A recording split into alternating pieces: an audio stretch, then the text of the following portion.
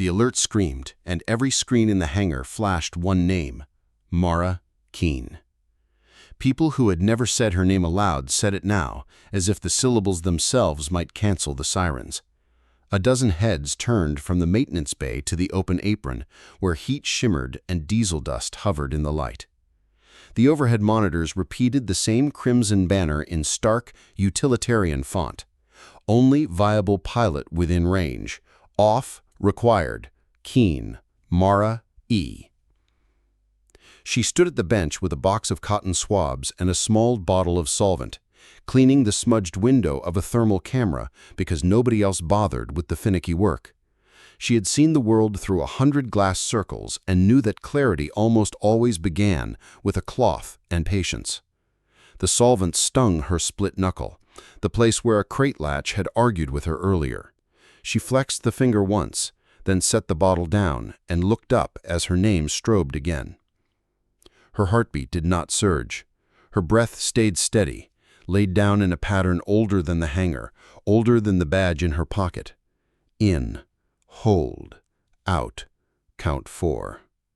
She had learned that rhythm under a whispering tree in a backyard that smelled like gun oil and cut grass, while a calm voice told her that everything important could be made quieter if you knew how to listen. She knew how to listen, even to alarms that were designed to drown thought. "What is this?" Hollis demanded from the mezzanine, a square shatter with a manager's lantern and a habit of filling doorways. "Who pushed this?"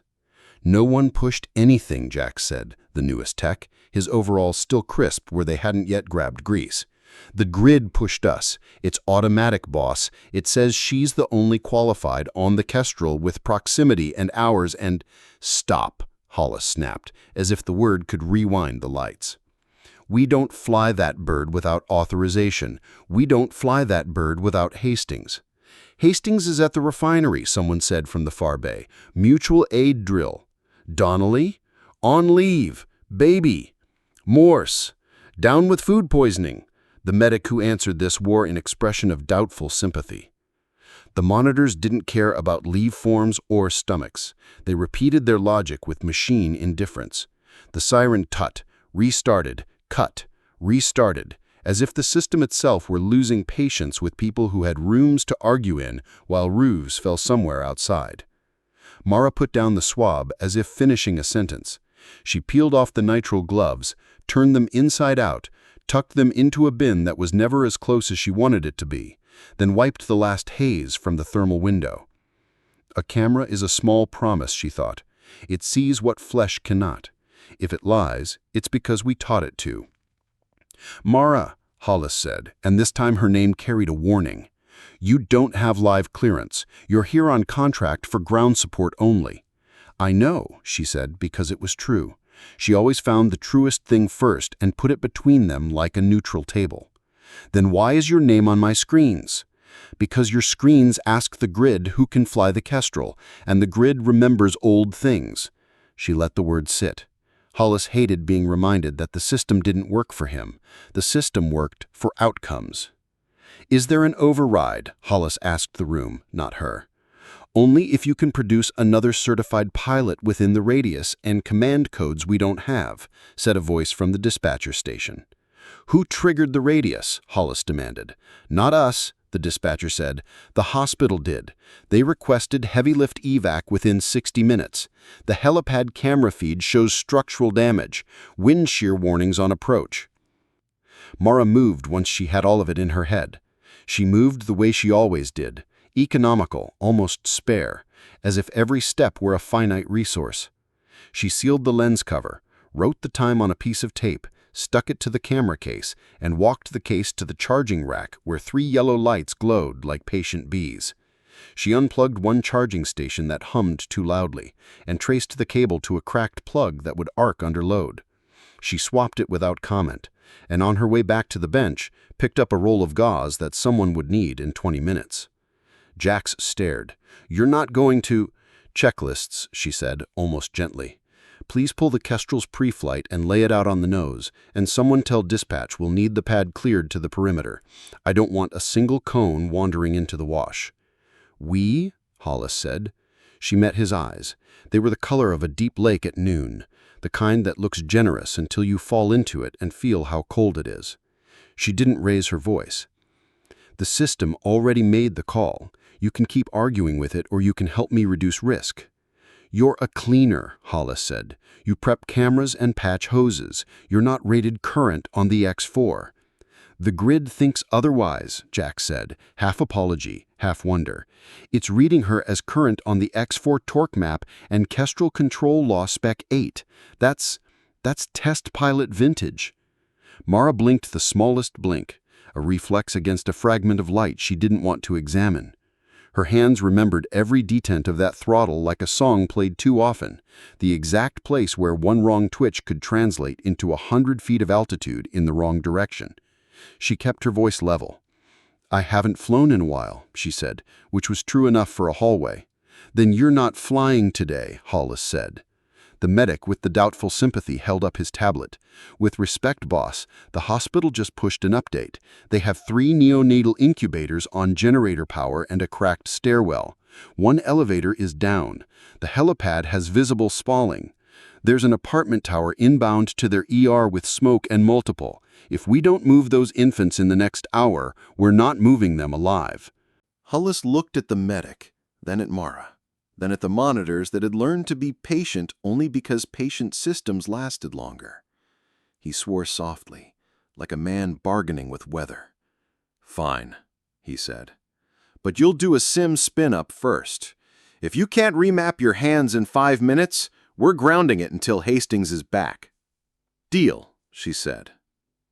They walked past the glass office where an untidy rack of hard hats leaned against a whiteboard covered with unit shift arrows and supplier names. In the corner, a coffee maker hissed and refused to confess how long its last pot had been sitting. Mara lifted the thermal camera case and slid it into a protective shelf, recorded its battery status in the manual log because the digital one kept losing entries, then reached for the first aid kit and pulled the gauze she had grabbed. She wrapped her split knuckle like a field repair, snug enough to hold, not so tight she'd forget she had a hand. The sim room smelled like old plastic and hopeful budgets. The Kestrel trainer was a cockpit shell bolted to a motion base that rarely moved because the stabilizers squeaked when they did. Screens wrapped around the nose like a bent horizon. The seat didn't know the shape of her body anymore, but when she settled into it, she fit. Jax hovered with a notebook. "You want me to set wind at 25 gusting 38, cross from port. Build me a thermal plume on hospital approach, variable density. Give me a light to moderate microburst at 50 feet. Kill the auto trim 2 minutes in." Jax blinked. That's mean." "It's Tuesday," she said. The sim whirred. The screens came alive with a stitched skyline she had memorized from countless dawns spent checking tower beacons. Hollis stood beside the door with his arms crossed, as if he could stop physics by pinning it with a gaze. The medic, whose name she would learn later because she learned useful names first, leaned on the console and watched her hands. People always watched the hands. They thought the skill lived there. Mara curled her fingers lightly around the collective and the stick. The Kestrel's control law had been the subject of more arguments than any hardware on the field. Fixed-wing pilots thought it lazy. Rotor pilots thought it arrogant. And engineers thought it an elegant compromise that did not appreciate being lied to. The trick wasn't force. The trick was conversation. She ran the startup sequence by feel and by the checklist Jax slid into the bracket. She did not skip a single line. The startup tones found each other like distant machines agreeing to try. She watched the torque needles come alive and listened for the note the left unit always hit a fraction of a second before the right. The screen showed a thin green ladder of altitude and a ribbon of attitude that made sense to her in a way large groups never had. "Wind set," Jack said. "Thermal plume ready. Auto trim on. Timer starts now." She lifted. A simulator cannot fake the way air chews at your bones or the way a building stares back at you when you're coming in too hot and too high. But it can fake the lies you tell yourself about being in control. She let the machine talk first, the way she had been taught to let pain talk before you answered it. The stick wanted to drift left under the crosswind. She let it do it, then caught it with a hint of counter, then fed in a touch more collective because the plume below her was hotter than the air had any right to be. Trim dies in 3, 2, she said, let it die. And it did. The nose dipped, as if sulking. She didn't correct immediately. She let the fall begin and then leaned into it, like stepping off a rock on purpose because you know the water's there. The microburst punched at 50 feet, and she bled it off in a controlled sag, an obedience to gravity that, viewed from the outside, looked like grace. Time, Jax whispered, as if timing her was a sacrament. Hollis said nothing. The medic's mouth was a line. Mara set the skids on the digital rooftop with a murmur of metal that was mostly speakers pretending to be physics. She cut the throttle, ran a quick scan of the instruments to be sure the sim believed her, and only then lifted her hands. They were steady. The gauze on her knuckle had a new crescent of red in it, but it held. 5 minutes plus 17, Jax announced. Hollis's jaw worked.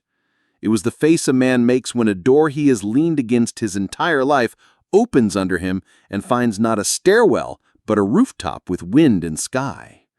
He held that expression for a long breath. Fine, he said. Dispatch, tell the hospital we're wheels up in 12. Med, you're riding. Jax, ground systems. Keen, if this goes sideways, it's on you. It was always on me, she said softly, only to herself. She moved again. She checked the med kit and replaced the shears that always migrated to the wrong pocket. She swapped out 2 cracked O-rings on a pressure line because even a bird that can lift a truck loses altitude to a 5-cent leak.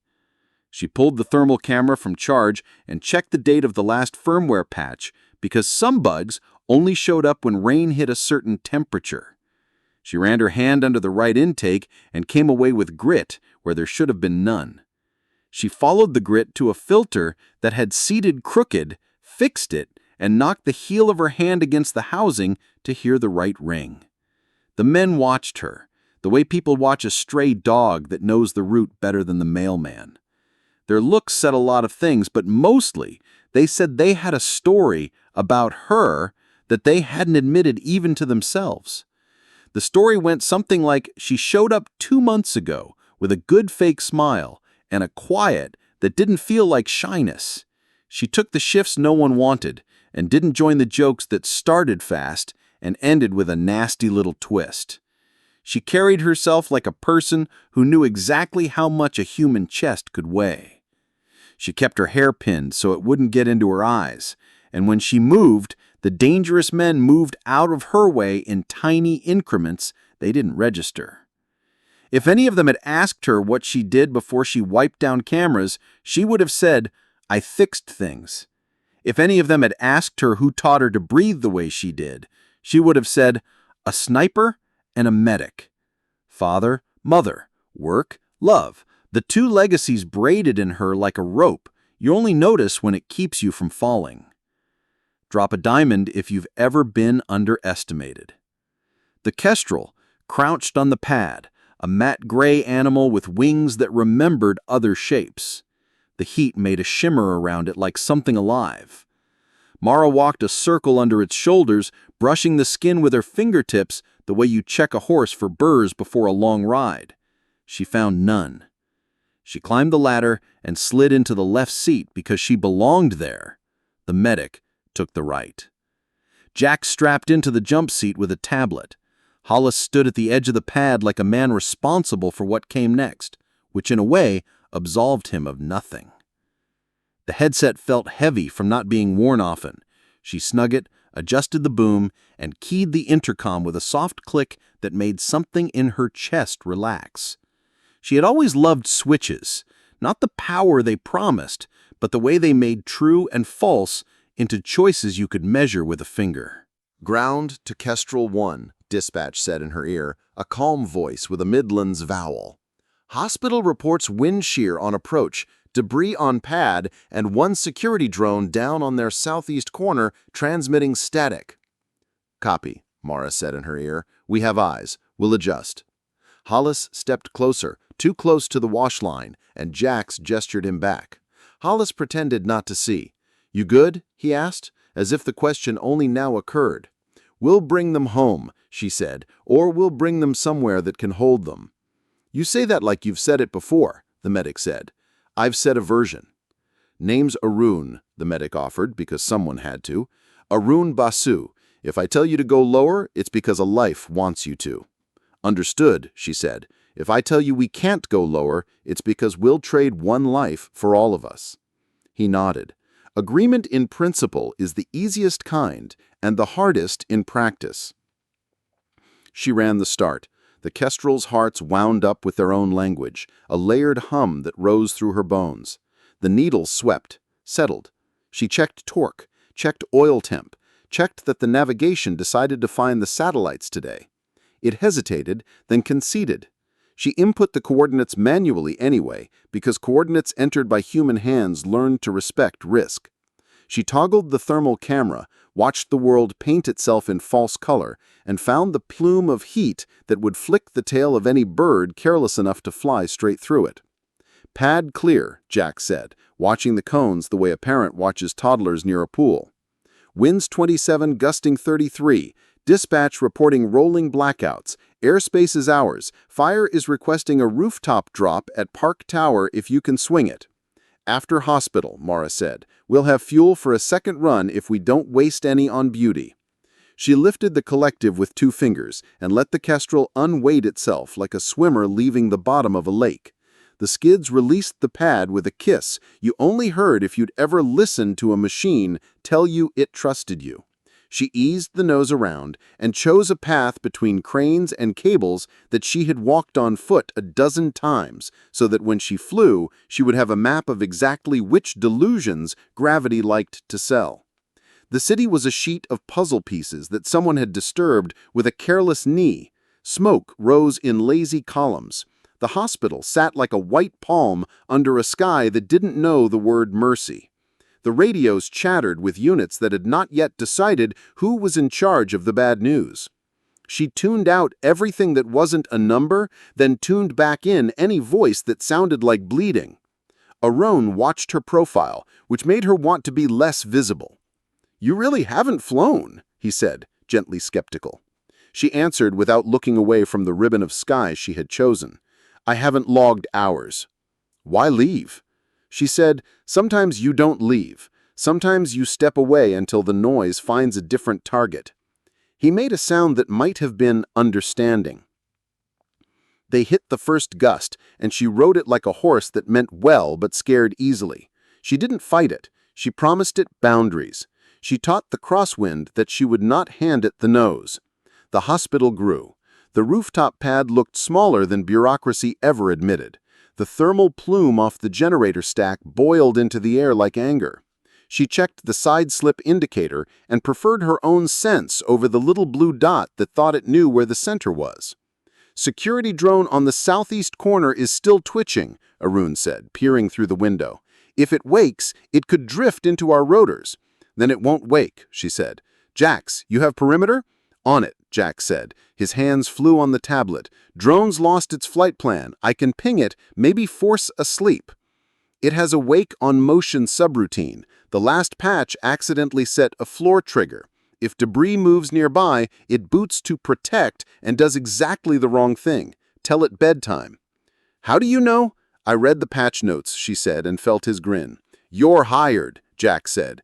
"Already am," she said, and let the nose slip a degree, then caught it. They approached the hospital clockwise because the wind demanded it. The hot plume licked up, and she cut power just enough to sneak into the cool on its shoulder, then added it back in a smooth feed that felt in her arm like toasting bread to exactly the color someone loved in a kitchen that no longer existed. A voice cracked through from the hospital roof, raw with strain. "Kestrel, we've got 2 incubators ready and 1 pending. The pad has spalls on the north edge. Please set down south and keep your wash down. We've got dust in everything." "Copy," Mara said. "We'll come in soft. If the north edge fails while we're on, I want your team flat. Don't try to be heroes. I promise you I don't need another statue." The voice gave a breath that might be a laugh or a sob. "Understood. You're the only one answering." "I know." And the machine under her seemed to deepen its attention. She placed the Kestrel on the pad like setting a book on a shelf where even a misplaced inch breaks the spine. The skids felt wrong on the left, a subtle grip through the frame, and she rolled a hair to compensate while keeping her right hand feather light. Arun unclipped and slid the door, and wind barged in like a rude rumor. 2 figures in surgical caps and dust masks moved under the rotors with practiced horror, bodies low, hands steady. They transferred the first incubator into the bird like a relic, tubes whispering. The second followed. The third was not ready, and the floor beneath it trembled, and Mara's left skid told her a story she did not care for. "Arun," she said calmly, "we have 30 seconds before the pad decides it resents us." "Give me 20, he said, voice clipped, not quipped with fear, but with arithmetic. "They're securing lines." She pulled a breath and rounded it in her lungs until its edges were safe. The memory of a voice, another life, a kitchen, a low lamp, said, "Measure what you can control, and what you can't, name it and put it outside." She named the wind. She named the microfractures. She named the heat. She put them at the edge of her attention like wolves who would mind their manners for half a minute if you let them keep their teeth. A chunk of the pad's north edge popped like ice in spring. Dust leapt. The incubator team flinched but did not drop. The third unit slid into the Kestrel's belly and clicked to the receiver like a limb to a socket. Arun's gloved hand signaled ready. Mara eased a whisper of lift into the rotors and felt the weight shift from the cracked edge to the survivors. She didn't yank. She didn't impress anyone. She just talked the bird up until they belonged to the air again. "Hospital, we are lifting. Evac is on board. Recommend pad be condemned until a load test." "Copy," the voice said, sounding older. They turned into the wind, which was both friend and bully. She set a course for the trauma center on the base where power was less theoretical. The city's smoke played tricks with light. A billboard peeled and fluttered like a failing promise. Sirens braided in the streets below. On the right, beyond a line of warehouses, fire rolled through a stack of pallets in a way that made her teeth feel splintered. "We have 10 minutes of wind before the gusts go feral," dispatch said. "Park Tower is calling again. Their rooftop garden has a party that forgot weather. 50 floors up, 20 miners, 2 elders, 1 broken elevator and a smoke column rising fast from a lower floor garage. They're asking if we can take some down before the stairwell fills." Arun looked at the incubators, at the infants who slept because sleeping was the best use of their strength. Then out the window, measuring 2 kinds of duty. Mara saw the math on his face, because it lived on hers too. "We can do 1 fast drop at base," she said, already angling the nose. "Fuel is good, then Park Tower." "Copy," dispatch said. "Runway chop is clear, medical is staged." They brought the Kestrel down to the trauma center, and the ground team moved like trained bees that had met fire before. The incubators came out in a stream of hands and care, and Mara felt something loosen inside her that wasn't a muscle. She did not watch the doors close because she had learned not to chase what had left her hands. "Fuel check," Jack said. "Good for 1 more," she answered. "We'll gain a minute if we take the river corridor." "River looks clean," Arun said. "Smoke is pushing west."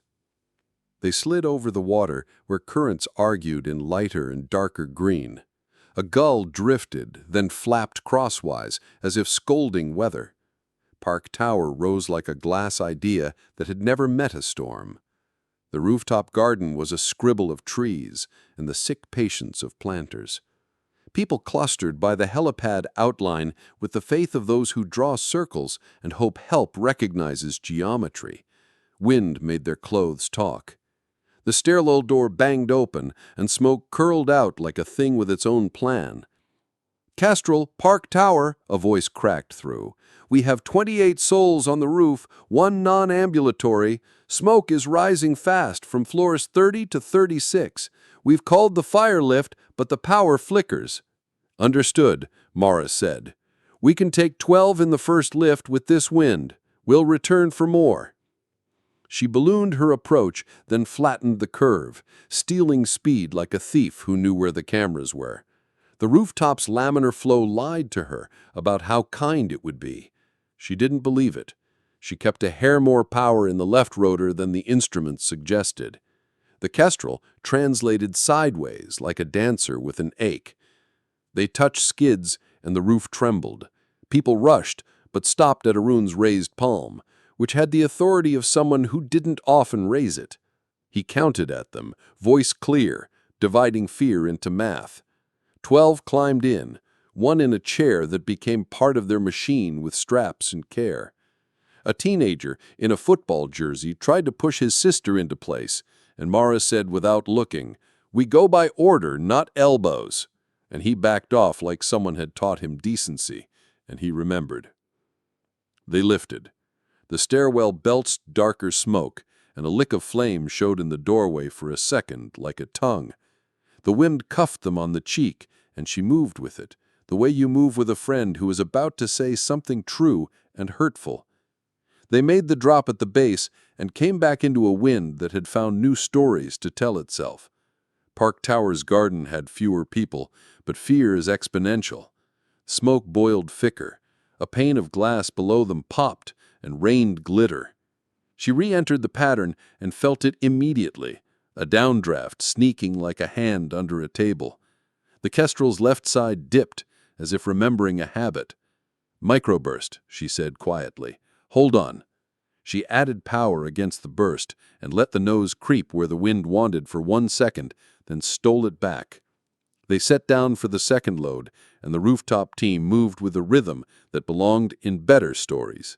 She took 9 this time, 3 children, 4 adults, 2 seniors whose skin taught her the limit of human tensile strength. A dog tried to climb in with them, and someone grabbed its collar and said, "Next trip." And the dog, to its credit, sat, as if dogs trusted machines more than people. They lifted again. The microburst changed its mind mid-sentence and tried a different argument. She answered with a correction that would not look impressive on a graph, which is how you know it mattered. They cleared the roof edge, and a sound came through that she felt in her ribs. A whine from the left intake that did not belong. "Jax," she said, "left intake." "Reading fluctuation," Jax said, already ahead of her. "There's debris in the flow. Could be paper, could be more," she said. Her scan found a dip in the left unit's efficiency and a corresponding whiff of heat on the thermal. She had cleared the filter housing earlier, but the city had a way of throwing new laws at you while you were in court. Arun's hand tightened on the grab. "We're still good?" he asked, translating their situation into patient-facing calm. "We're still good," she said, and that was exactly true for the next 13 seconds. They put the second load down, and Mara turned them back for the roof, because the numbers told her she had 1 more in her before she'd have to descend for fuel. The wind had become a person with opinions. The dog on the roof barked once, a sound that somehow contained accusation and hope. She came in lower this time to get under a sheer layer that wanted to throw her like a toy. "Kestrel, Park Tower," the voice said, panic now bleeding through. "Stairwell door is gone. We're losing the floor. Please." "We're here," she said. They touched skids, and everything decided to be harder at once. The microburst came from a new angle. The smoke thickened with the smell of synthetics and a history of bad fire codes. A child coughed in the doorway, a sound like somebody trying to learn the ocean too fast. The non-ambulatory case was a woman with a brace and a fierce grip on her dignity. Arun and 2 adults lifted her like precious furniture. The dog made a sprint, and this time no one stopped it. It launched into the cabin as if it had been waiting its whole life to be this kind of brave. They were at 11 when the left intake coughed, a sound like a throat closing.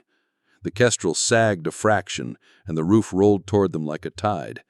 Mara felt the change not as an alarm, but as a new kind of conversation. She did not flinch. She did not apologize to physics. She did the math again faster. "Debris in the left intake," Jack said through clenched teeth. "If it's a bag, it might clear. If it's metal, we have bigger problems than naming it," she said. "Arun, door closed?" "Almost. One more," he said, pulling a teenage boy whose knees had decided to succeed or fail, not both.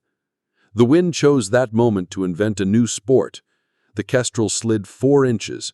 4 inches is nothing until it's the difference between a skid and a void. Mara put power where it would do the most good and stole a breath from the store she kept where other people kept mercy. She saw the left intake temperature rise a hair, and the right rotor took up the slack like a friend should. They lifted with too much weight and exactly enough courage. The roof fell away.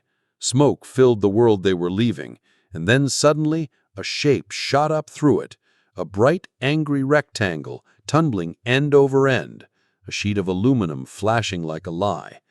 It had been a patio sign once. Now it was a blade. And she caught it with a breath that turned into muscle, a correction you could measure in eyelashes and consequences.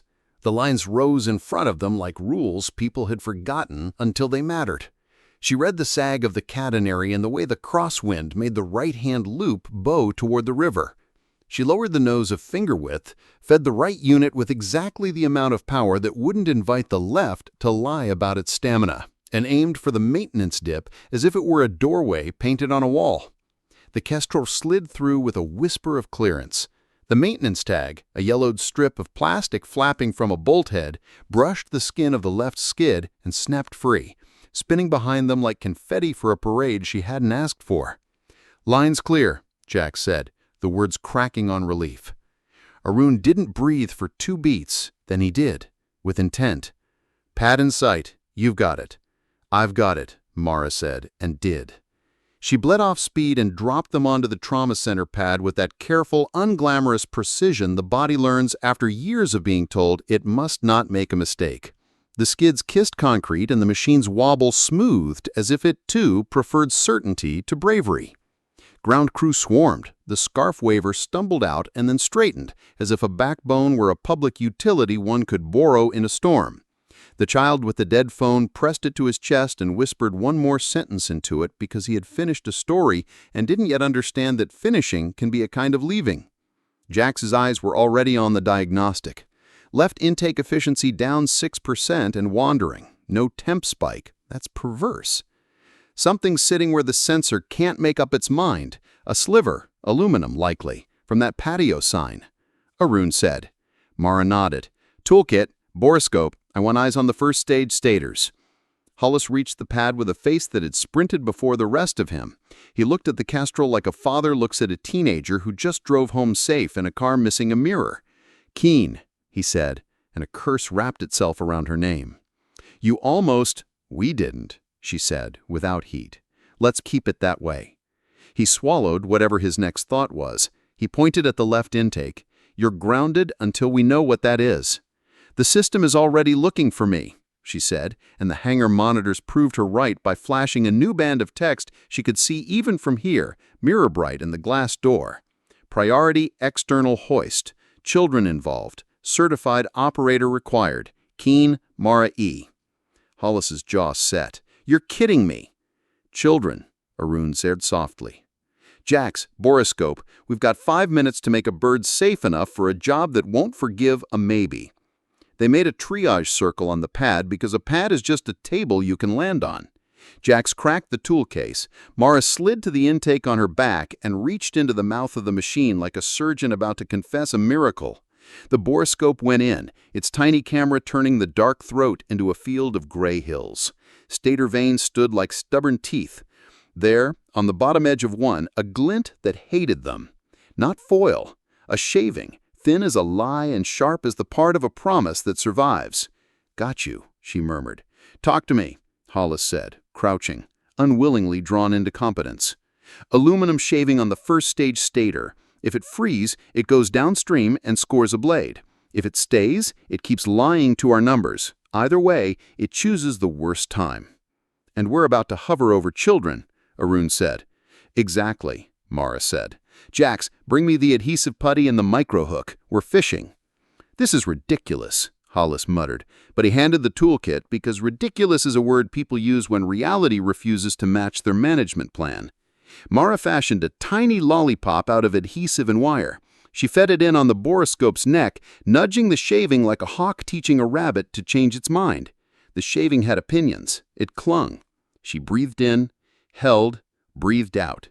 She waited for the wind in the intake to align with the minor suction effect of their approach, because air is a river even inside a machine.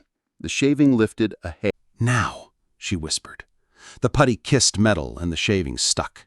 She eased it back, the borescope wire trembling with an anxiety she did not entertain.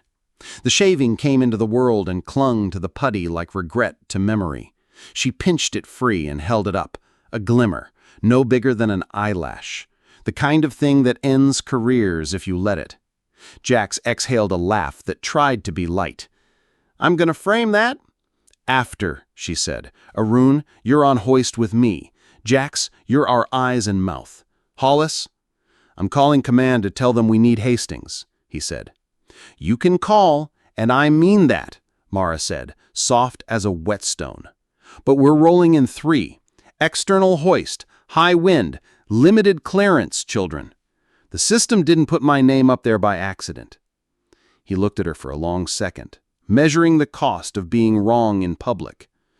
"You screw this up? Then I'll write it down so someone else won't," she said. "But I won't. Drop a diamond if you'd trust the quiet one to lead in a crisis." They moved. The world tilted toward urgency again, but the tilt felt like a hill she knew by stride count. Arun checked the hoist harness, then checked it again. He clipped an extra locking carabiner because gravity collects debts, and he paid in redundancy. Mara recalibrated the hoist's load cell, punching in a correction factor to account for gusts. She taped her split knuckle tighter, because pain is not a vote. "Scene?" she asked into the intercom as she spooled the map forward. "City tram, line C. 1 car stuck between towers 40 floors above the river. Party returning from a school event. 21 minors, 2 teachers. Wind is oscillating the car. No structural failures yet. Fire ladder can't reach, and the service trolley is offline. We need your hoist." "Copy," Mara said. "We'll hover on the lee side of the west tower. Arun will ride the hook to the car. We'll rig a 2-point transfer using the roof handrail and the main hoist line. Jax, talk me through wind shears as they build." "On it," Jax said. "Weather feed says gusts to 38, spikes at 42. Hollis's voice found them again, rough with the work of making peace with physics. "Keen, command says proceed. They're patching in legal about liability. Don't let that get into your cockpit." "It won't," she said, and meant it. They lifted. The Kestrel remembered its job and forgot its doubt. The city unfurled beneath them, a map in motion. The river threw back a sheet of glitter that lied about depth. Ahead, the tramcar hung like a bead on a string. People pressed faces to windows, then pulled back the way animals do when they sense weather changing inside their bodies. "There," Arun said, pointing at the lee side of the west tower. "A catwalk we can use for tow-in if needed." "We'll hover," Mara said. "Tow-in only if the hoist needs a still point." The wind invented new hobbies between the towers. It ricocheted, learned, came back for seconds. She rode it the way you ride an argument you intend to win with grace. She held them in the quiet behind the west tower. The tramcar swung 3 degrees, then 5. Children's hands moved on glass like birds perceiving each other. "Kestrel to Tram C," Jax transmitted on the emergency channel. "We're above you on the west. Stay calm. We will take you off in groups. Follow the teacher in the blue jacket." A voice cracked back, a man trying to be the adult he had promised the world. "Copy. We're listening." Mara lowered to hover cut, a precision that unmarred would look like nothing on a graph. Arun clipped into the hoist harness. He checked his glove seals, slapped the latch twice like an oath, and gave her a thumbs up that didn't pretend to be brave. "You'll feel me adjust power with the gusts," she said into the intercom. "I will not drop you. If the line swings, ride it. Don't fight. Think of waves." "Waves," he said. "Got it." The hoist paid out. Arun descended into wind that thought it was smarter than he was. He made himself small against it. He caught the tram's roof handrail with his boots and absorbed the motion like someone who had translated chaos into joints. He clipped the auxiliary to the rail and leaned down toward the emergency hatch. A child's face looked up, eyes wide, and then it smiled, because someone had arrived who looked like decisions. "First 4, Arun called. "Lightest first, shoes off, hands on the rope when I tell you, not before." "On it," the teacher said, voice steady with a tremble in it. Mara held the hover and watched the flux of numbers as if they were a poem she loved in a language only she still spoke. Jax gave her gust calls. Not too many, not too few. The car pitched 2 degrees and she corrected 3 to buy margin. Arun lifted the first child, a small boy who folded himself around the harness like respect. The hoist took the weight, the car rose a centimeter with relief, and the line swayed under a gust that had bad timing. "I've got you," she said out loud, though the boy could not hear her. The line swung back. Arun guided him into the doorway, and the boy became part of the kestrel with a sob that meant air. 1 became 2, then 3. The dog from Park Tower had been left at base with a bowl of water and a woman who liked to tell its secrets, which is to say, the dog was better off than most people in the city. Arun's movements settled into that rhythm work finds when it stops apologizing for being hard. Drop a diamond if you've ever kept your hands steady while your heart sprinted. They reached 12 when a gust came from beneath, an up-punch that discovered the worst angle to test the day. The kestrel rose relative to the car, and the line went slack for a heartbeat.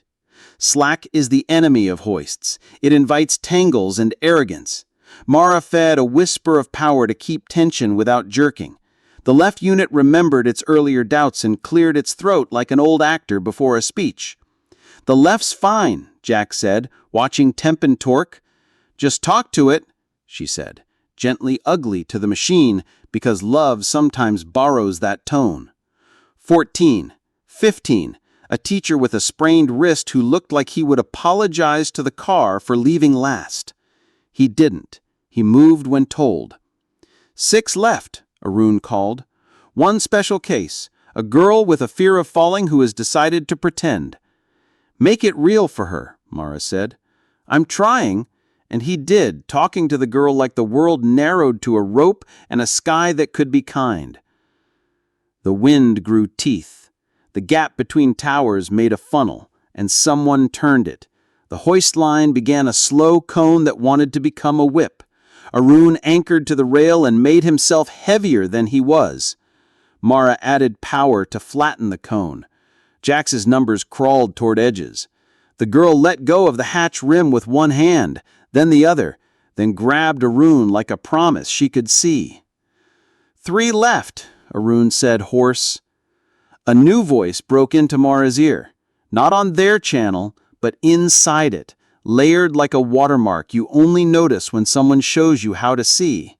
It was flat, polite, and wrong. Authentication check. Pilot Keen, confirm Echo Niner. Mara's spine turned to wire. The phrase carried a shape from another life, a test call used only inside a program that didn't exist on paper anymore. No one at this base should know it. No one in this city should have that code. Her hands did not twitch. She did not answer. Pilot Keen, the voice said again, a little less polite. Confirm Echo Niner, or control law will revert to safe mode. Jax blinked. What was that? Not for you. Not for anyone. Arun's breathing came hard in her ear. 2 left. What's wrong? Nothing you can fix in the air, she said. Get them. The tram car bucked. Inside, a child cried, a sound too thin for wind to carry, but her bones heard it anyway. The hoist took another passenger. The last, a small boy with glasses fogged by fear, clung to the hatch edge as if it were the edge of the world, which at 40 floors it was. The wrong voice returned. Echo Niner, not confirmed, initiating control law downgrade. The Kestrel stick stiffened by a gram. The machine didn't seize, it sulked. It began to bleed the independent authority she needed in high gusts and map her inputs toward a well-meaning average. Average kills in wind. "Jax," she said, calm, "we're getting a forced downgrade. Find the source. If it's in our firmware, kill the port. If it's external, jam it with noise." Jax's hands became a blur. "This isn't our dispatch. It's riding on a maintenance channel. Now, deeper. It's riding on the control law update bus. Who the hell?" Hollis's voice cut in, alarm hot. "We're seeing a handshake on your bird we didn't initiate. Can you fly through it?" "I can, because I had to, but I don't know for how long." Arun's voice came. "I have the last child, taking slack, ready to lift." The wind laughed and tried to make a joke no one would survive. The hoist line swung out, the tram car rolled away, and Arun, clipped to the line with the boy in his arms, swung into clear air. He let the line take the weight and braced like a pendulum with ethics. Mara compensated, then compensated for the compensation, because the control law now insisted on smoothing, and smoothing is a lie near towers. The left unit's recovered confidence faltered again, just enough to make the right work angry. "Noise injection up," Jax said. "I can mask the handshake for 10 seconds at a time, then it finds a new port." "Then keep 10 seconds coming," she said. "Arun, hold that boy, no matter what." "Always," he said. They rose a meter, then 2. The line swung back toward the tower, and she bled drift. The control law dragged her left hand toward moderation, and she denied it, with wrists that remembered doing this when the stakes had different uniforms. Drop a black diamond if you've ever done the right thing while someone tried to make you average. They were almost clear of the tower's bite when the wrong voice sharpened. Echo Niner not confirmed. Final downgrade, entering assisted stability. "Jax," she said. "I know," he snapped, not unkindly. "I'm on it." The stick grew heavier, and the pedals lost their nuance. The machine decided it could be a better pilot than the pilot. It was, in this wind, an idiot. Arun's line swung wide, the boy clinging. The tower's guy wire loomed in their periphery like a rule no one had read until now. The hoist cable arced toward it as if drawn by a law of narrative. "Keen," Hollis said in her ear, all pretense stripped. "Do not let that cable touch the guy wire." "Thank you," she said dryly. "I hadn't considered that." She made a choice. It was uglier than anything they would teach. She kicked right pedal 3 times fast, not hard, urgent. Then fed in a burst of power that, when the control law tried to damp, she overlapped with a micro-collective dip. The machine got confused in a way she gave it permission to use. It snapped a half meter out of its smoothed arc, and the line missed the guy wire by the thickness of a lie that didn't get told. The boy made a sound like air returning to a universe. Arun swore, then apologized to a god who forgave him in advance. Jax whooped, strangled it, and got back to work. "I found it," he said. "It's not outside. It's on us. A dormant module woke and decided you're a test case. It's asking for a password only a ghost would know. The ghost knows me, and if it still breathes, it's watching." "Can you give it the code?" Hollis demanded. "No, because then it will know where I am." "Who is it?" she said. "The reason I wiped down cameras," and held them steady with a machine that wanted to parent her. They drifted free of the worst of the funnel. The river opened like a promise that had learned sobriety. The trauma pad hunched ahead, faithful. Arun's boots hit the deck with the grace of someone who had not deceived himself about gravity. He unclipped the boy and shoved him into arms that wanted him. "Everyone accounted for," Arun said, breath shotgunned.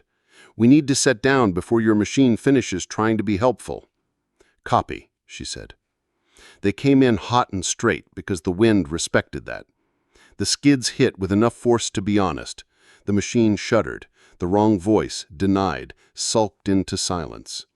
Jack slapped the master avionics breaker, flipping the Kestrel's brain to dark before it could find a new way to test their marriage.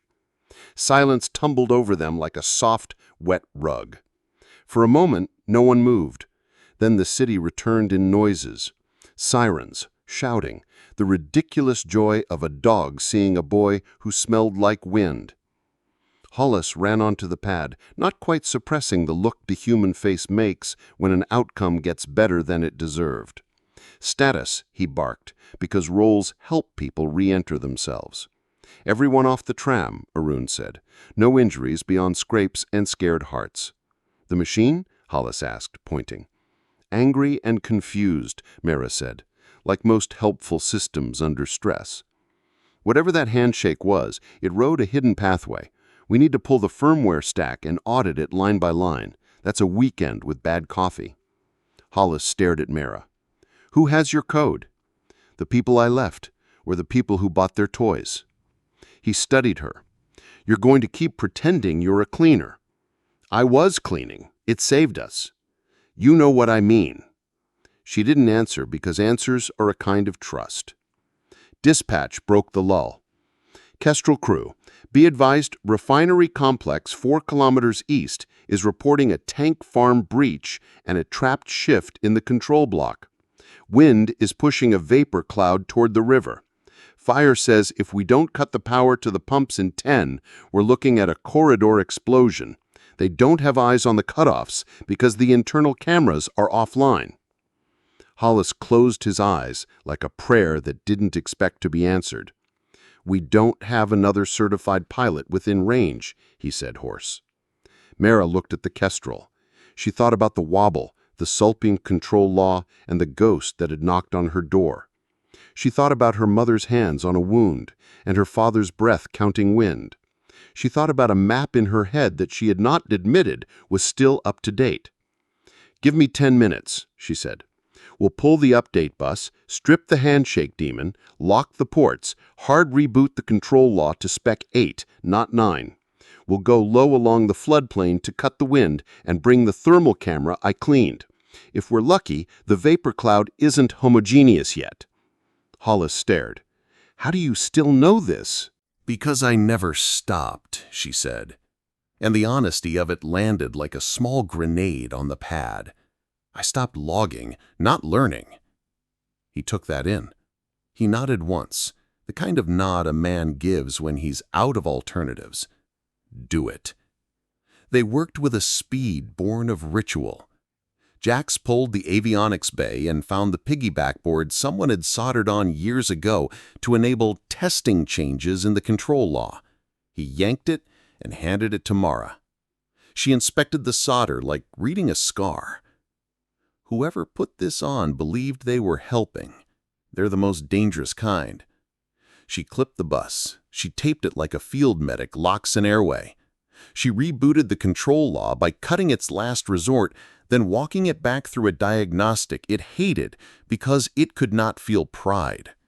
The Kestrel screen came up clean for the first time all day and suddenly looked vulnerable without its lies.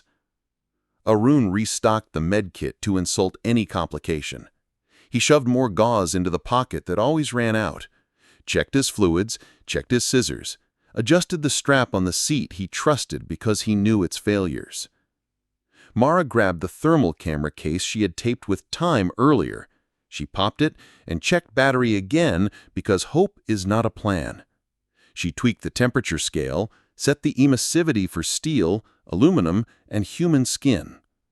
She thumbed brightness up to cut through smoke glare. She strapped it so it would hang against her chest, where a bruised human heart might go. "Route?" Jax asked. "River corridor to the east spur," she said. "Low, We'll stay below the worst gusts and out of the vapor cloud's top. We'll come in on the upwind side and look for warm pipes that shouldn't be warm. Find the manual cutoff wheels. If we can't land near them, we'll lower Arun with a wrench and a prayer." "Make it 2 wrenches," Arun said. "Prayers are lighter." "Drop a minus if you'd take the wrench and the risk." They lifted into a sky that had decided to be a witness.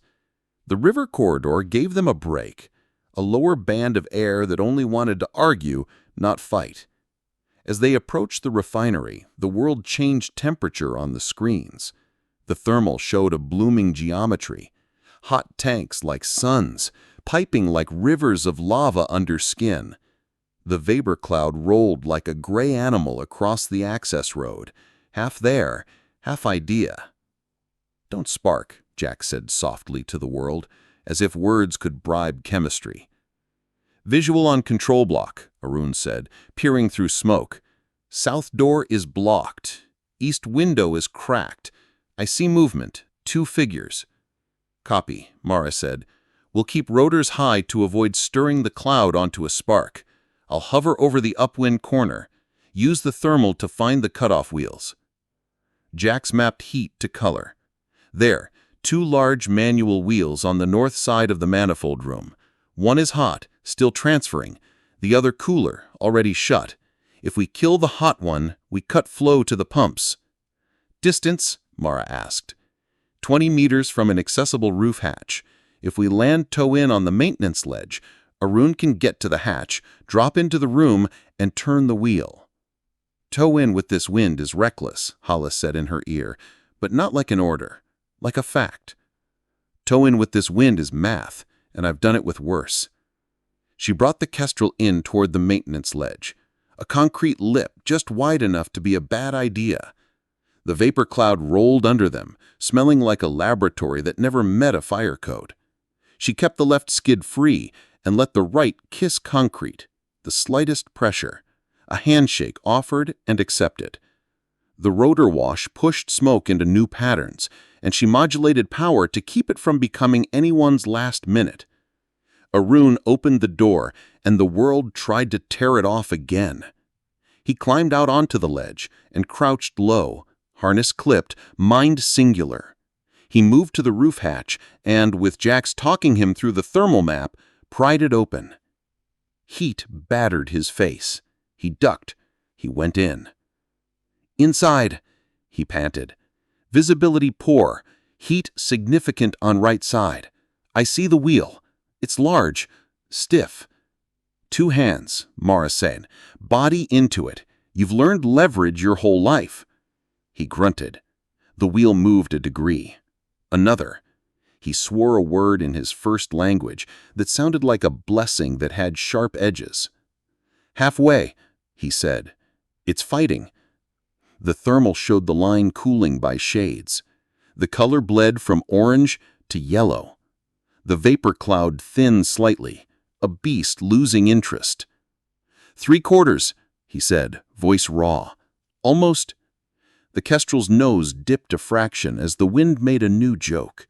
She corrected, but something in the underframe shivered, a resonance she did not know. "Jax?" "Frame harmonic," he said quickly. "It's the ledge. The pressure wave is bouncing. You're good if you keep it under 2 seconds per oscillation." "Copy," she said, timing the tremors with her breath. "Wheel is closed. Flow dropping. I'm coming back." He climbed the ladder and emerged into air that no longer wanted to torpedo him. He closed the hatch on heat like slamming a book on a chapter that had too many adjectives. He moved along the ledge, and the Kestrel held its toe on concrete as if it had learned ballet. He clipped in. He reached for the door. He looked up at her and gave a short nod that was both apology and thanks. Something flashed on the thermal screen. A hot line where there should be none. Jax's finger shot out. "New heat signature. South manifold. That line shouldn't be pressurized." "A leak? Or pump backflow? If it's backflow, the cloud will thicken again." Arun's boots slipped on the ledge's dusty oil. He grabbed the doorframe. The Kestrel's right skid squealed on concrete. Mara held her breath exactly long enough to make her body an instrument. She adjusted pitch by a degree, collective by a whisper, and the squeal stopped. "Arun inside. We have to lift." He swung himself in, latched, slapped the door, and the wind, insulted, tried one last tug before letting them have it. They came off the ledge clean and slid up into air that tasted like burned rules. The thermal showed the south manifold line brightening, a vein filling with bad intent. "Who's there?" Hollis asked into the shared channel, voice suddenly small. "Who's playing with my refinery?" A voice answered from nowhere and everywhere, the same polite wrongness from the tram rescue, now dressed in a new suit. "Pilot Keene, confirm Echo Niner, or I confirm for you." Jax cursed. "It's back. It learned our jam." Mara did not swear. She narrowed the world to a hallway with a door at the end. She thought about choosing her moment or having it chosen for her. "Arun, find me a wrench big enough to break mythology." He reached under the seat and found one because, of course he did. "Jax," she said, "point me at the south manifold wheel." He did. She committed. She brought the Kestrel into another tow-in, this time on a maintenance bracket so thin no manual would bless it. The machine complained.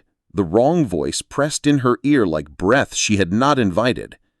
"Echo Niner," it said. "Confirm." She whispered into the intercom, more to herself than to anyone else. "I confirm nothing that hunts me." Aru braced the wrench. He reached for the hatch. He looked back once, an ask more than a glance. She understood. "Now," she said. He dropped, heat rose, the wrong voice laughed softly. The Kestrel's stick went heavy as a locked door. And every gram of force tried to pretend it loved her more than physics did. She did not pull harder, she adjusted smarter. The heavy stick wasn't a dare. It was a trap made of good intentions, assisted stability smearing her decisions into averages no gust would respect. The wrong voice still hung in the headset like breath on glass. Polite, patient, wrong. "Arun is in," Jax said, eyes on the thermal.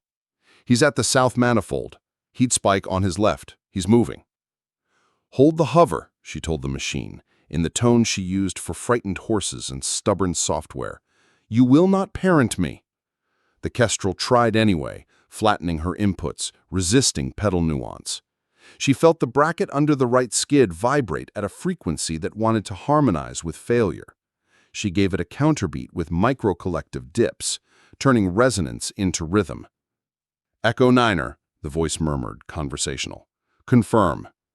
She imagined the room where the voice sat, low lights, no windows, coffee that never cooled because no one drank it. She saw a console with her name on it from a life she had stopped signing. She did not answer. Silence could be a signature. "Jax, breaker map," she said. "Which one kills the assist without killing me?" "Flight control unit bus," he said, fingers tripping switches in the avionics bay. "We can drop B and force C to take over. C is dumb and honest. You'll lose some dampening." "Lose it," she said. "On 3, Jax said. 1, 2, now," she said, because timing belongs to pilots. He popped the breaker. The stick shifted from syrup to metal, from suggestion to truth.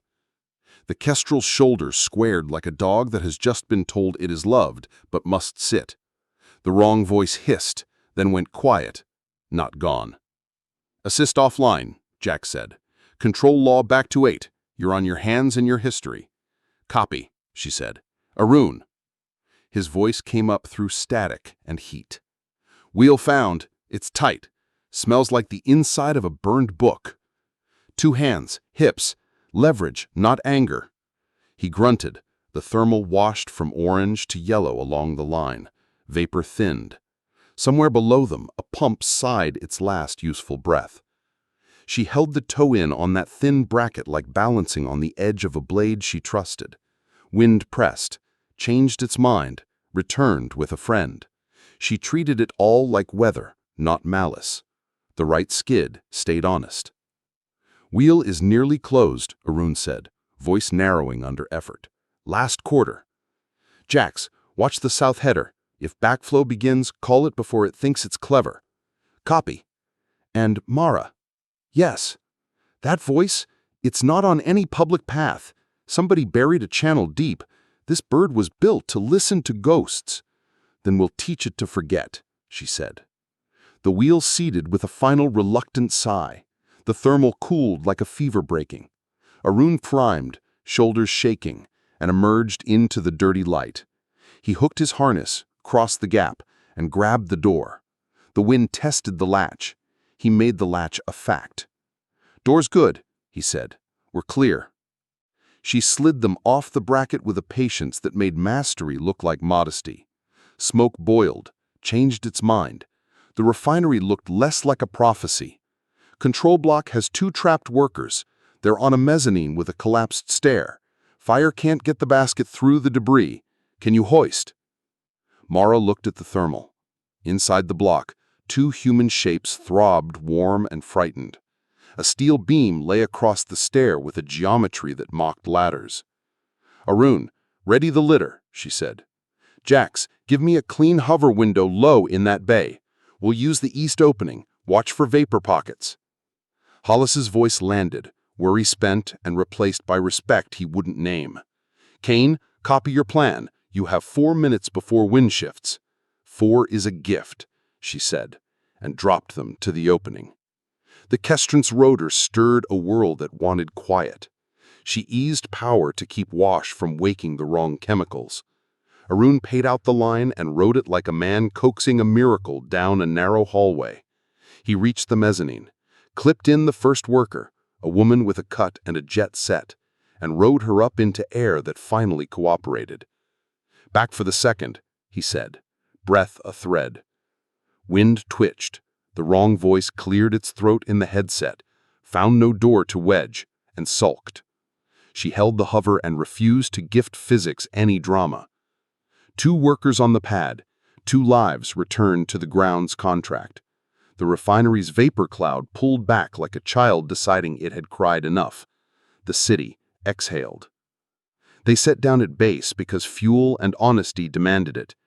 Ground took the rescued, and the dog from the tower lay at the edge of the pad, chin between paws, watching her with a comprehension some people never achieved. They rose.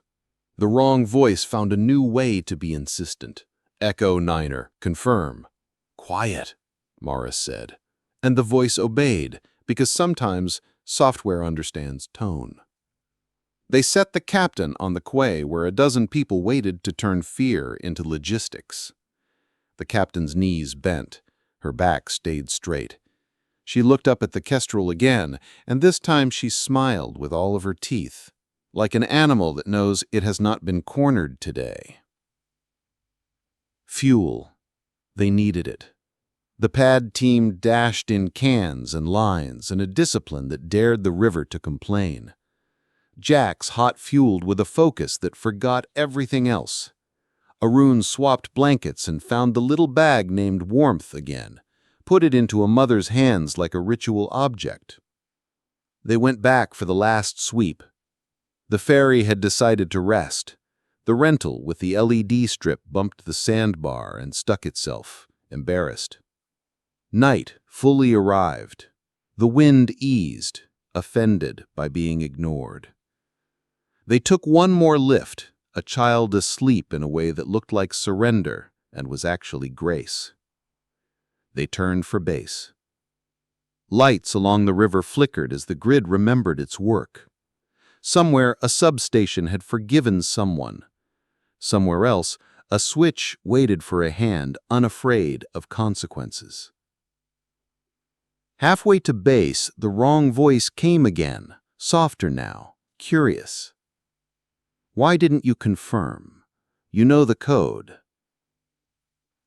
She thought of the kitchen lamplight of her childhood, the low-timbered breathing of a sniper counting wind, the warm hand of a medic making pain behave. She thought of a room where she had been asked to choose between saving people and owning her soul. Because I'm not yours. Then why are you still ours on paper? Because paper is slower than hearts. A pause, almost admiration. You were the best. You left. We need you. You need outcomes, she said. You don't get to have me. Silence. Then a new shape of threat. Then the next test will be harder. We're not in a test. We're in a city. She landed with the smooth fatigue of a person who has told the truth all day. Ground crews took the last of the ferry souls into their care. The dog rose and, without ceremony, leaned its head against the leg of the teenage boy from the tower who had come to the pad to say nothing to anyone. The boy didn't cry this time. Hollis approached at a measured pace. He had given up running at outcomes and started walking into them. City Command is asking for your debrief. The mayor wants to say your name into a microphone. She doesn't need my name. She can say the crew. She can say the base. She can say, we kept the city from breaking all the way today. Hollis's mouth tilted. She'll hate that. Good. Then she'll be ready for tomorrow. Jax came over with a tablet showing lines of logs like a cardiogram. I boxed the handshake in a sandbox. It's clever. It learned our jamming pattern in minutes. It's not a kid with a laptop. It's institutional. Government? Arun asked. Jax shrugged, unwilling to name things bigger than his salary. It identifies as Cartograph Asphodel Node 3. That's a flower and a map, and poetry makes me nervous in code. Asphodel, Mara repeated, the word tasting like a field of pale flowers in myths, where the dead walk. They used to use flower names when they didn't want anyone to notice the project sitting in the budget. It's old, or it wants to sound old. Can you beat it? Hollis asked. She looked at the kestrel. The bird sat on its skids like an animal that had been good and was ready to be good again. I can fly better than it can order me to. Jax can box it. Arun can remind me where the lives are. That's winning. Hollis nodded, then surprised himself by putting a hand on the kestrel's nose, like a blessing, like gratitude. They moved into the hangar because Night had decided it needed to rain after all.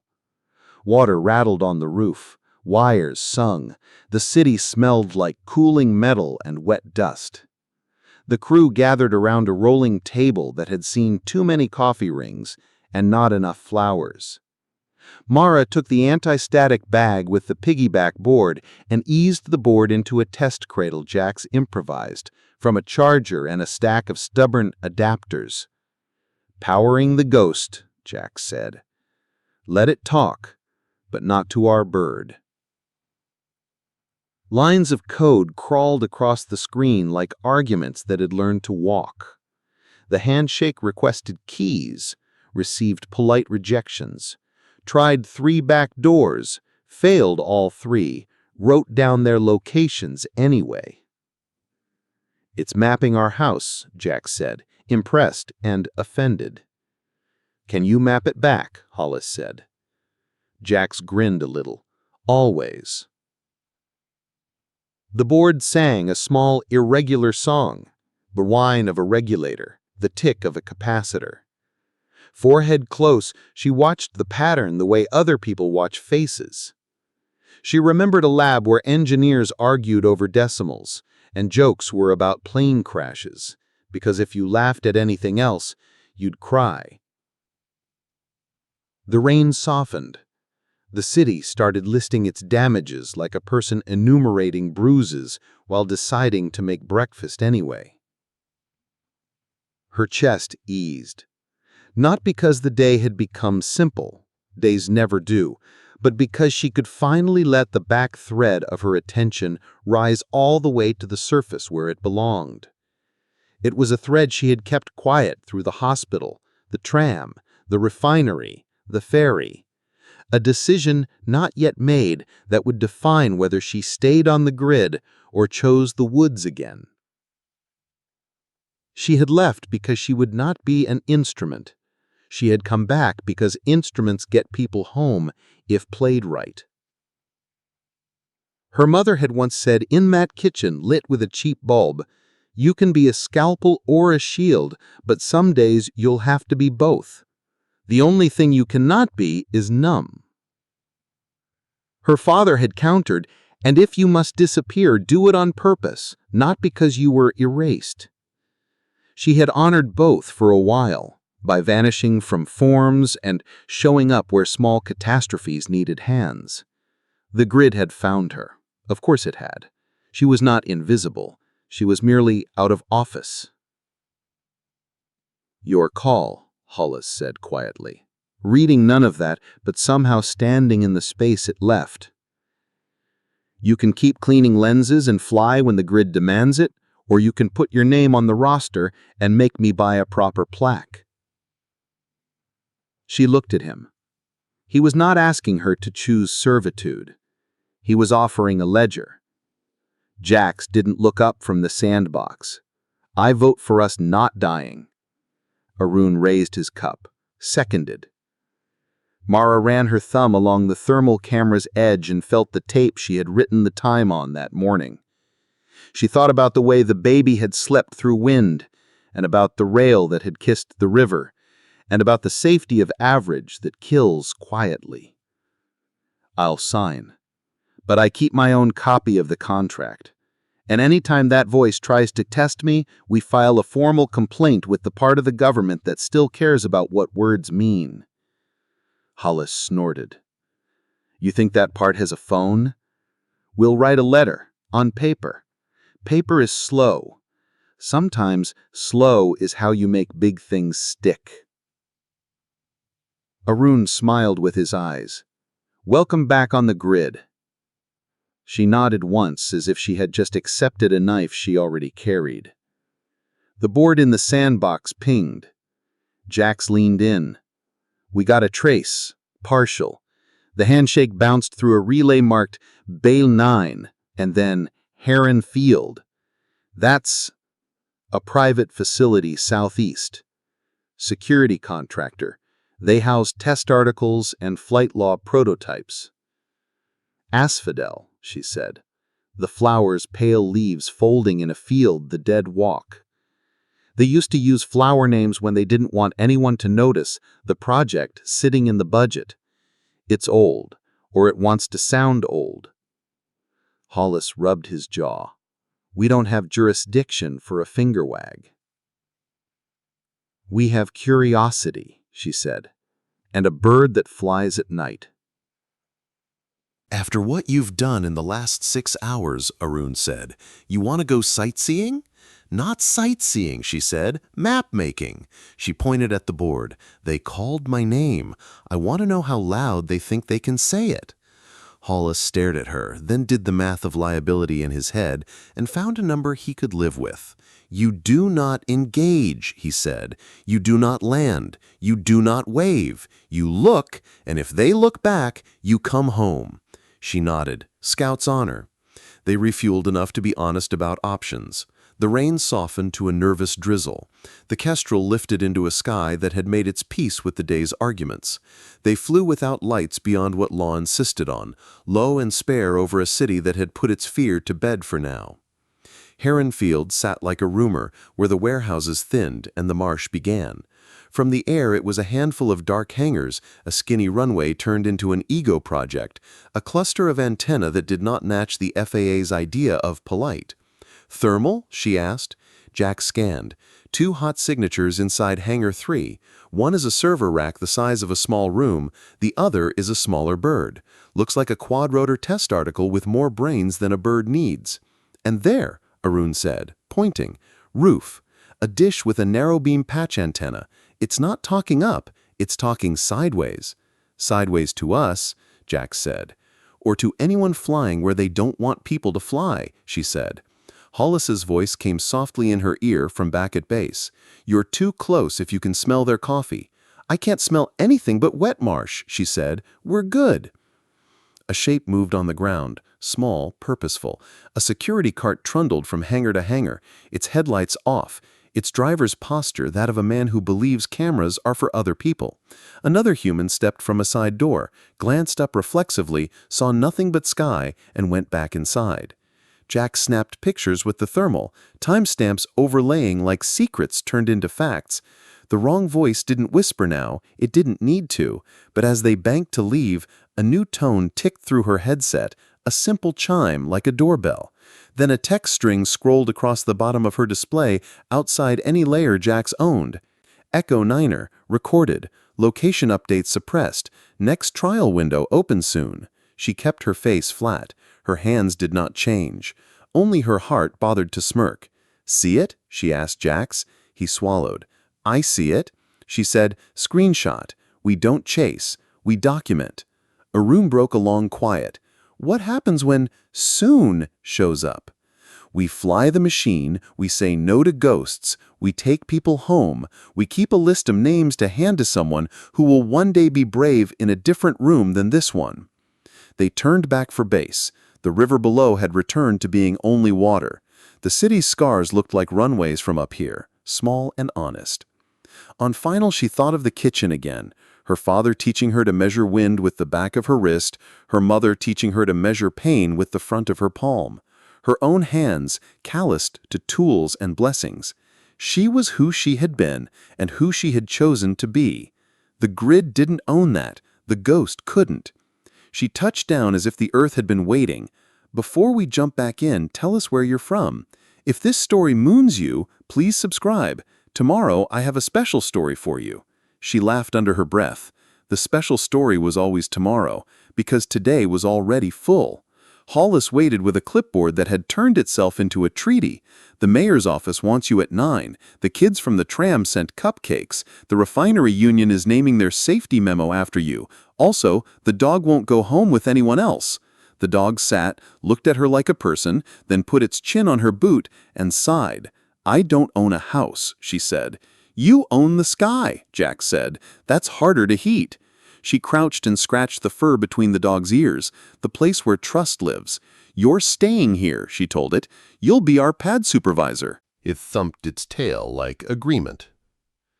She stood, and the room spun a little, not because of blood sugar, but because decisions cost coins you didn't know you carried until you paid them. She put a palm on the kestrel's skin. Warm, scratched, loyal. We make a list, she said. We file the evidence. We ask questions out loud to people who dislike questions. We keep flying. Jax raised his cup toward her like a toast. Arun did the same. Hollis only nodded, which was his toast. The night thinned to morning's first idea. Rain gave up pretending. They stowed the bird. They powered down the sandbox, printed screenshots, slid them into a plastic folder like a kindergarten art project with teeth. They wrote a memo with more verbs than adjectives. They argued, gently, about how to organize a safety audit that didn't sound like an indictment. They set a time for sleep they would ignore. Mara walked to the open hangar door and looked at the river as if it were a friend she hadn't called in a while. The city lay in layers of wet light and dark promise. Somewhere beyond it, in a room with no windows and coffee that never cooled, someone had written her name next to a plan. She thought about going back off-grid, about small towns with single runways, and the kind of wind you can taste without tasting anyone else's ambition. She could. She knew the roads that lead away. She had caches of money that had nothing to do with banks. She had friends who answered only to fires and children. But the grid had given her a name she had stepped away from and then back toward. The name was hers before it was theirs. The work had always been the same: find the next breath and make sure someone gets to take it. She would stay, not because the system had found her, but because people had. She would stay because leaving is a kind of luxury she could afford but didn't want. She turned back to the crew and lifted a hand. "Go home," she said. "Come back in 6. We'll write the audit. We'll fix the bird. We'll meet the mayor and tell her to fund foam instead of speeches. And when Soon shows up, we'll be rude to it." Jax grinned. "Rude is my best language." Arun yawned. "Mine is sleep." Hollis tucked the folder under his arm like a shield. "Mine is standing between you and people who want your hands." She nodded to all of it. They left in 1s and 2s, like a percussion section dismissing itself after the song. The dog stayed. It watched the door as if it had been told a secret. It had. The secret was, tomorrow is another crisis and another choice, and we will make both correctly again. She locked the hanger. The cell in her pocket buzzed with a number that knew better than to appear. She did not answer. She watched the screen blink out and become only glass again. On the walk back to the barracks, the Rain decided to try one last time, failed, and settled for being air. She passed the rows of sleeping trucks, the stacks of hoses, the crate of replacement O-rings she had wrestled earlier into compliance. She touched the crate as if it were a talisman. Good seals make good landings. Small, honest things are the only antidote to large, dishonest ones. Her room was small, the bed reluctant, the window a rectangle with only one story. Sky now, sky later. She sat, laced and unlaced her boots, and put her wrapped knuckle on the pillow as if it were a person who had earned rest. She lay down and let breath count itself without her help. Sleep tried to come in like a polite guest who had been kept outside too long. She almost let it. Then her phone buzzed again. Same number, no name. A text this time. Echo Niner, gratitude for outcomes.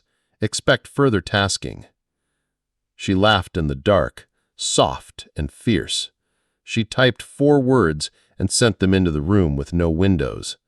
Not yours to task. She turned the phone face down and lay on her back and watched the ceiling become a map. Somewhere, a relay clicked off. Somewhere else, a kid told a dog a secret. Somewhere, a mayor practiced saying "we" into a microphone.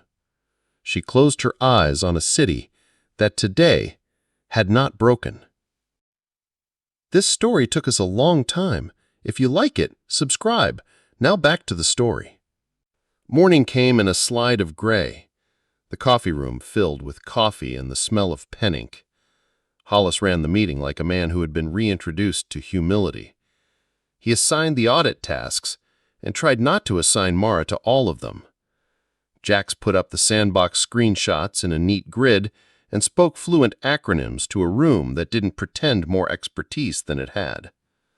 Arun argued for more blankets and more warm fluids and less hero talk. Mara sat at the end of the table and listened to the way the crew described the day to itself. She corrected only where truth mattered to future safety. She said nothing about being the only viable pilot. She said everything about checklists and O-rings and learning the way wind moves between towers. When the mayor arrived with cameras, Mara stayed in the back and let a city wear a grin made of gratitude. She clapped when the mayor said the crew's name and held her face neutral when the mayor tried to say hers and stumbled. Hollis took the microphone and, to his credit, handed it to Arun, who said, "We held a lot of rope. That's all." The room liked that. The day moved forward like a patient that chooses to heal. They filed reports and checked equipment, and the dog learned the sound of the vending machine that dropped the good biscuits. The Kestrel sat, panels open, an anatomy lesson with pride. In the afternoon, a courier arrived with a plain envelope thick as a novel. Hollis brought it to Mara the way a man brings a snake safely inside a jar. She opened it with a blade she carried for boxes and history. Inside, a simple letter on paper that smelled like warehouses and politics. Pilot Kane, the first line said, because names get written in caps when people want to make you a noun. Your assistance has been invaluable to certain interests. Further cooperation will be expected. Compensation will be commensurate. Please confirm Echo Niner at your earliest convenience. There was a number. There was no name. She folded the letter neatly back into the envelope, then into halves, then into quarters, as if reducing a threat reduced its mass. She handed it to Hollis. Proof, she said. Put it with the screenshots. Paper is slow. Paper is also stubborn. Hollis slid the envelope into the folder. What do we tell them? Nothing, she said. We tell other people instead. She looked at the whiteboard. We ask for an inspection of third-party firmware from whatever agency still remembers that pilots are not appliances. Jax raised his hand like a student who might start trouble. We also build our own ghost, a friendly one, that sits on the bus and lies to any handshake about our location. Call it Canopy. Or we call it manners, as in teach the ghost some. Mara smiled. Build your manners. Make it gentle until it can't be. They stayed late enough that the vending machine gave up and flashed empty in a font that looked exhausted. The dog sighed and put its head on Jax's foot. Hollis left for a meeting with a person whose tie would hate him less tomorrow. Arun went to the bay to restock the medkits because he had decided to become a priest of gauze. Mara stepped outside. Evening again. The river pretending to be original. The sky learning a new gradient. She breathed once like a girl in a backyard under a whispering tree. She breathed twice like a woman who had made a decision. The air tasted like what comes after storms. The phone buzzed again. Another text. Echo Niner. Acceptable. Next trial window set. She typed back. Come and see. No response. Good. Or bad. Or real. She went back in. She wrote her name on the roster where names live when they agree to be found. She put her pen down and felt her hand shake, not from fear, but from the weight of returning. The lights in the hangar died mid-sentence, and the Kestrel's radios woke themselves uninvited. Mara's pen stopped over the audit form. Hums she trusted vanished. New ones rose. A polite chime threaded into her headset, though she hadn't put it on. It sounded like a doorbell pressed by a gloved hand that didn't leave prints. Jax looked up from his laptop, eyebrows already asking the right question. Arun froze halfway through loading pediatric masks into the bag labeled warmth. The dog lifted its head from its paws as if it had heard a word none of them liked. On the wall, the emergency panels clicked over to battery. The bay doors took a breath and stayed shut. The rain ticked like someone tapping a nervous finger on the roof. Text scrolled across the secondary flight display without power to justify it. Echo Niner, trial window open. Mara didn't smile. She stood. She didn't hurry. She moved the way she did when speed would impress no one and precision would save everyone. Hollis asked from the office doorway, tie loosened like a truce. Jack shook his head, already working. No, different channel. It's jumping the optical isolator. That shouldn't be possible without it. Without a beam splitter on our lines, which we do not have and did not buy. Her phone vibrated. No caller ID, one line of text. Echo Niner, confirmed to receive assisted response package. Arun ziplocked the masks a little harder than necessary. When a stranger offers you candy, he muttered. Seen? Mara asked, not taking her eyes off the Kestrel, which sat like an animal trying not to look hopeful. Dispatch broke in with the even tone of people trained to outrun panic. We've got a school bus on the East Causeway, floodwater rising. Driver says 3 kids still aboard, one with an asthma flare, one wheelchair user. Fire is jammed by a mudslide at the south approach. We need aerial extraction. We need it 10 minutes ago. Hollis's head turned toward Mara. Habit, hope, something like belief. Jax checked the map. Causeway's a wind tunnel on a dry day. With the flood pushing through the culverts, you'll get erratic columns, gusts clocking 28 to 32, sheer where the road dips. Mara's gaze flicked to the patched anti-static bag on the rolling table. Inside, the piggyback board slept like an excuse. "Port's locked?" she asked. "Locked," Jax said. "Manners is live." Manners was their newborn ghost, Jax's code that sat on the control bus like a polite bouncer. It didn't attack, it answered. When a handshake asked for a door, Manners offered a different house. "Dog," Arun said, and the dog looked at him like a person. "Watch the pad." It thumped its tail, which could have meant anything and probably meant yes. Drop a diamond if you've ever had to work while someone tried to hijack your tools. They moved with practiced economy. Jax popped the avionics bay and ran a finger down the harnesses as if soothing them. Mara checked the right skid's shock absorber because toe-ins were jealous of neglect. She retightened the O-ring she had replaced yesterday because a good seal is a love letter to physics. Arun slung warmth and the pediatric kit and a pair of spare inhalers he'd bartered from a clinic with cookies. The Kestrel screens came up clean. Power returned in a ripple across the hangar. The bay doors blinked, rethought their options, and rolled up like a blunt curtain. "Flight plan," Hollis said, falling in beside the machine as if it were a person he could catch if it fell. "River corridor to the east spur. We'll come up on the leeward side of the causeway. No beauty passes. We hover, not tow in, unless the bus says otherwise." Jax strapped in behind them. "Manners is scraping every handshake. If Asphodel whistles, we'll hear it as a hum on the bus. I'll throw white noise and bad manners back."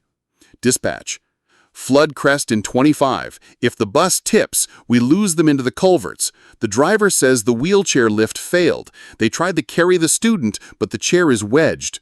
"We're en route," and the Kestrel agreed by standing.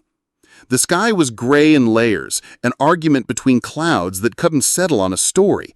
The river shouldered its banks, stained with the memory of hills it had stolen from.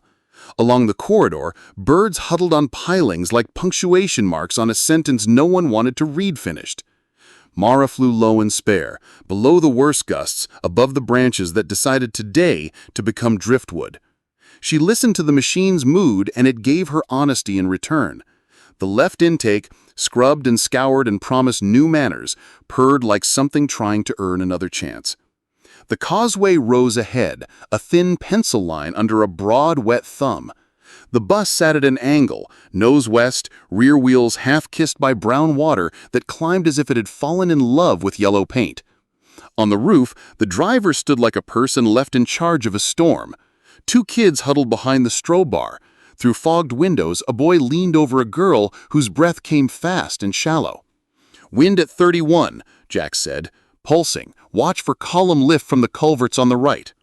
"Copy," Mara said, eyes cutting the world into trustworthy and not yet. The headset chimed again, one polite ding, and text tried to blink onto her lower display. Manners ate it before it finished its first vowel. Jax snorted. "Not today." "Keep eating," she said. "Arun, you're going down. We'll use the main door if it's free. If not, the roof hatch. Get the wheelchair user first. I'll hold the hover favors up. Holding my manners and a webbing sling." They came in with no one on the ground to wave them off, because everyone who owned a whistle was stuck behind a slump of hill that remembered gravity. The Kestrel pushed air down onto water that didn't need help moving. Spray leapt, angry and grateful. The driver shaded his eyes with his palm. He didn't wave, he nodded. That's how you meet a day like this. Arun rode the line with a body that knew other weathers. He landed on the bus roof, crouched low, slapped the tie-off into the roof mount, and slid to the rear door. It opened 2 inches, water pressed from outside like a crowd that had paid for tickets. He wedged his shoulder into the gap, and the door gave it its breath. Inside, the smell of wet vinyl and fear. Student in wheelchair, right rear. Chair wedged against the center seat backs. "Can you cut it?" Mara asked, holding the hover inside a gust that wanted to show off. I can cut the chair, not the student, Arun said. He went to his knees and slid the webbing under thighs and calves, hands sure, voice small and steady in the child's ear. We go up. We count together. You will hate the wind for 20 seconds, and then you will love the air for a lifetime. The child nodded with two wide eyes, breath saw-sawing. The inhaler had already given what it could. Arun clipped the webbing to the hoist. Up slow, no swinging. This is not a pendulum, this is a box going to a shelf. Not a pendulum, Mara repeated and made it true. The wind tried a new joke, a sideways slap and an up-punch. She answered with a small, insulting correction, and the kestrel decided to be loyal. The child rose, chair forgotten, webbing honest. Jax leaned out and guided hands in the doorway found the same gentleness they'd used for incubators. 2 more, Arun said. Driver and an asthmatic, female, mid-teens, pupils anxious, breath rate high. Hollis met her with a look that contained apology, admiration, and a question with teeth. "You gonna tell me who's using my aircraft to talk to your past?" She pulled her headset off and let the silence press on her ears like ocean. "Somewhere, someone still believes I belong to a program I left. Their code thinks it's entitled to my hands." "You were military," he said, not asking. "I was useful," she said. "Then I was expensive. Then I was inconvenient. Why didn't you say any of that when you signed on to wipe lenses?" "Because lenses needed wiping," she nodded toward the thermal camera, still strapped to her chest. "And because if I told you who I used to be, this is all you'd see." He took that like a man who had learned, today, to reevaluate his database. "And now?" "Now, you need a pilot who can say no to a ghost," she said, "and a crew that will audit every wire and promise on this bird." Jax held up the piggyback board they'd pulled earlier, now inside an anti-static bag like evidence. "You want me to brick this?" "Not yet," she said. "I want to map it. If we snap it, we lose a trail. If we light it up in a sandbox, maybe we find the hand behind the voice." Arun drank from a paper cup and leaned against the skid, like a man making sure it would still be there when he stood up straight. "Or we call the authorities." She glanced at him.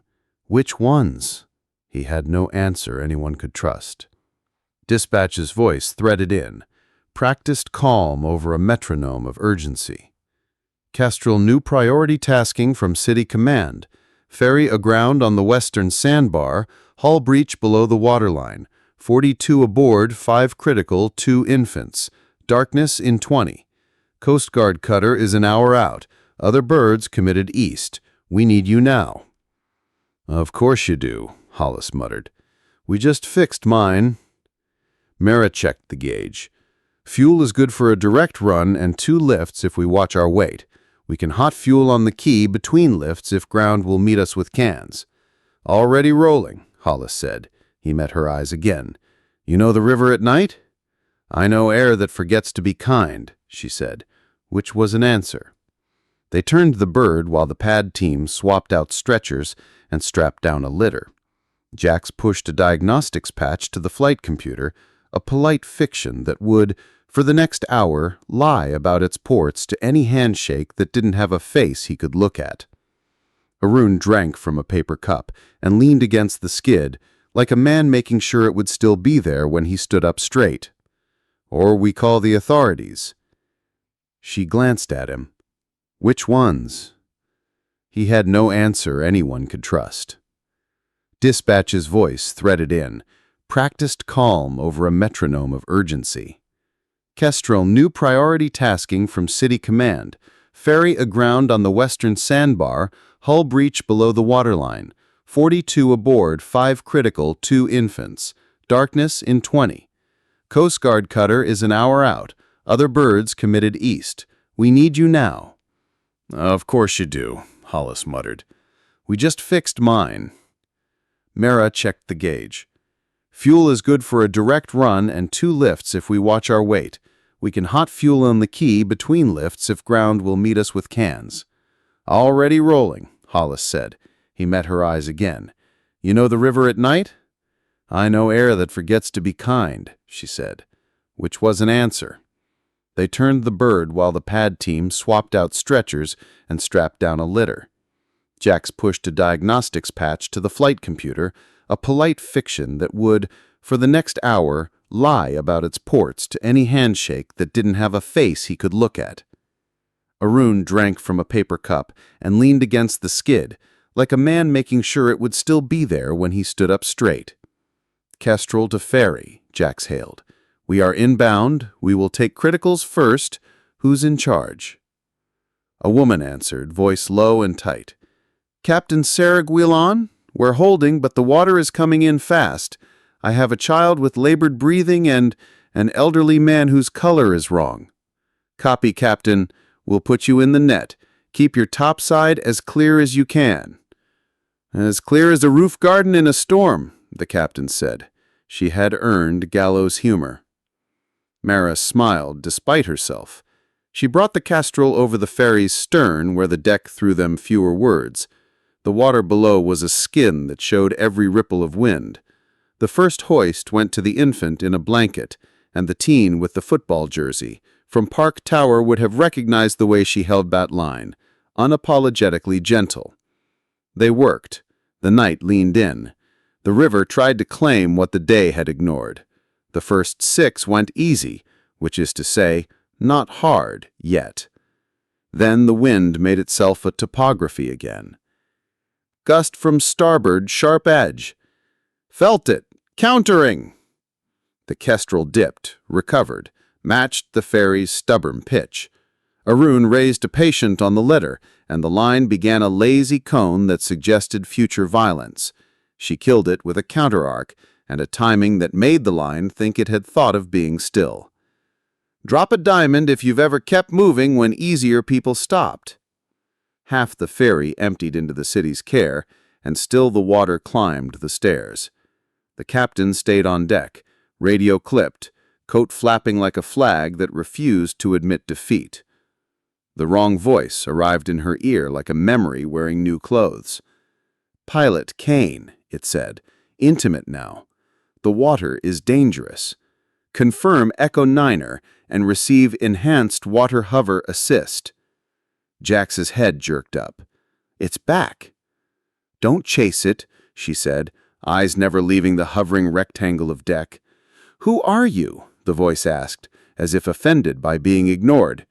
"You are a number to us, and the number is useful."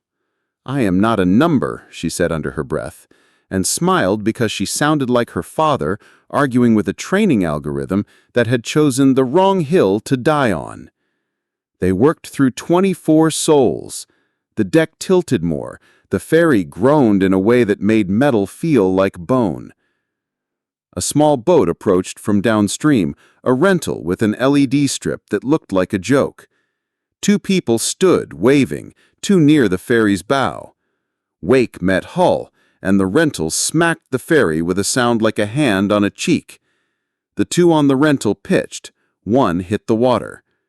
The wrong voice whispered, delighted, "Assist, available, confirm, confirm."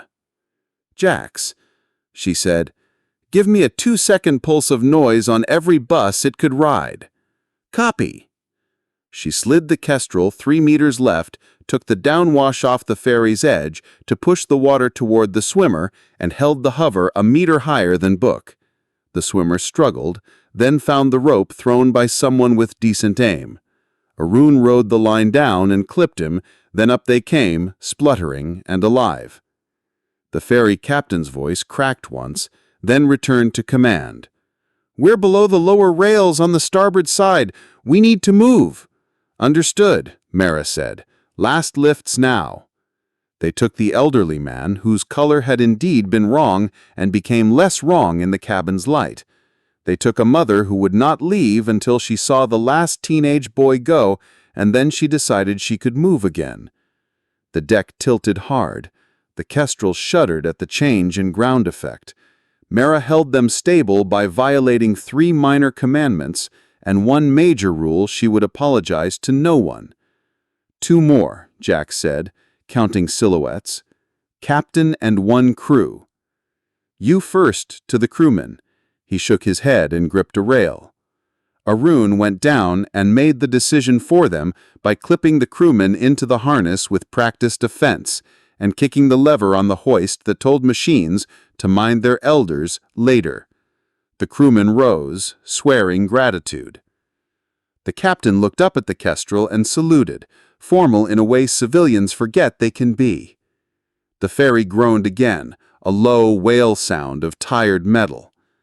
"Captain," and something in the woman's face shifted, as if she knew the timbre of a person who had decided where everyone will stand in the next 5 seconds. "Now." The captain nodded once. She stepped into the harness like a dancer remembering choreography. Arun signaled lift. The deck rolled, and a rail kissed the river, and the ferry decided to be a boat in a new way.